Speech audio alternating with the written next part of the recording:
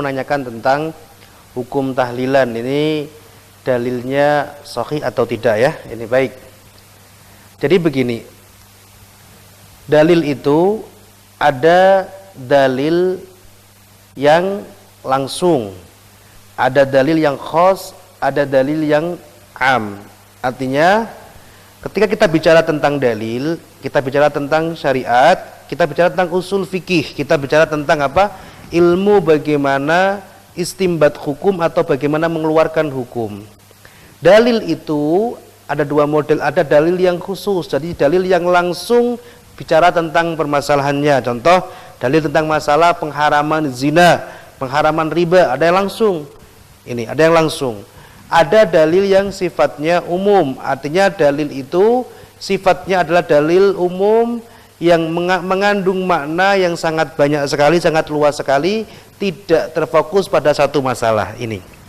Terus bagaimana, apa hubungannya dengan antara dalil khusus dan dalil umum dengan tahlilan? Begini, yang pertama, ketika para ulama melakukan apa itu kirim doa atas dengan nama tahlilan atau dengan nama tasbihan atau dengan nama apa, para ulama ini mereka menggunakan dalil umum. Yang pertama, ketika orang melakukan sholat mayit, artinya sholat mayit ini kan kirim doa kepada mayit.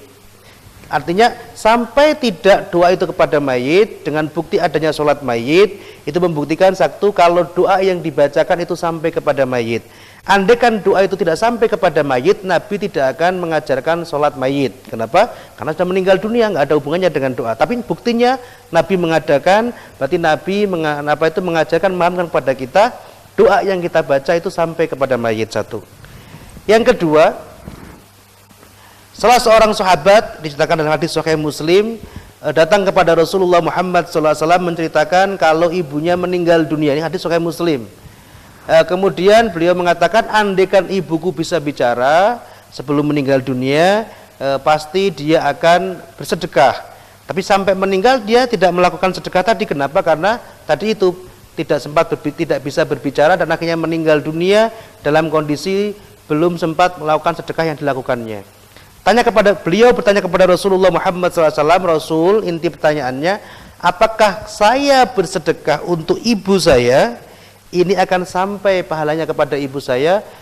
Kemudian Rasulullah Muhammad SAW menjawab dengan mengatakan, dengan menegaskan, iya, sampai pahala sedekahmu kepada ibumu. Ini dalam hadis Sahih Muslim.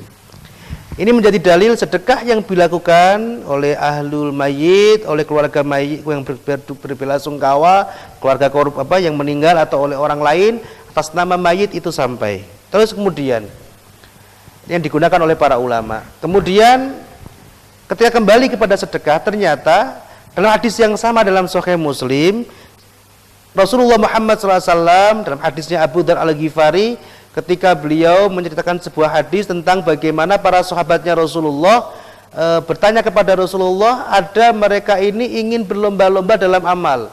Mereka menegaskan, ya Rasulullah, dhahabad dusuru bil ujur. Rasul, enak orang-orang yang kaya itu bisa membawa pahala lebih daripada kita. Mereka berjihad, kami juga berjihad. Mereka sholat, kami juga sholat. Tapi ketika mereka bersedekah, kami tidak bisa melakukannya karena kami nggak punya uang. Ini hadis ini menceritakan tentang apa? Menceritakan tentang bahwa sedekah itu tidak harus dengan menggunakan uang. Dan Nabi di sini kemudian mengarahkan kepada para sahabat ini bagaimana benar-benar sedekah itu tidak harus dengan menggunakan uang. Kemudian Rasulullah Muhammad SAW menegaskan, fa inna fi kulli tasbihatin sedekah, wa fi kulli tahmidatin sedekah, wa fi kulli takbiratin sedekah, bahkan wa fi bud'i ahadikum sedekah.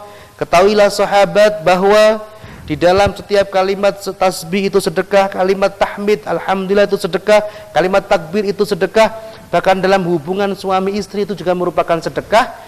Ini dipahami jelas di sini, hadis ini mengajarkan ternyata sedekah itu tidak harus dengan menggunakan harta benda. Ini artinya kalau sedekah menggunakan harta benda itu sampai, dan hadisnya jelas sekali tadi, maka sedekah dengan menggunakan selain harta benda, dengan hadis dari Sahih Muslim yang sahih tadi, juga sampai kepada mayit. Itu yang digunakan beberapa dalil singkat yang digunakan oleh para ulama, di antara dalil yang lain yang banyak sekali tentang sampainya pahala kepada mayit ini.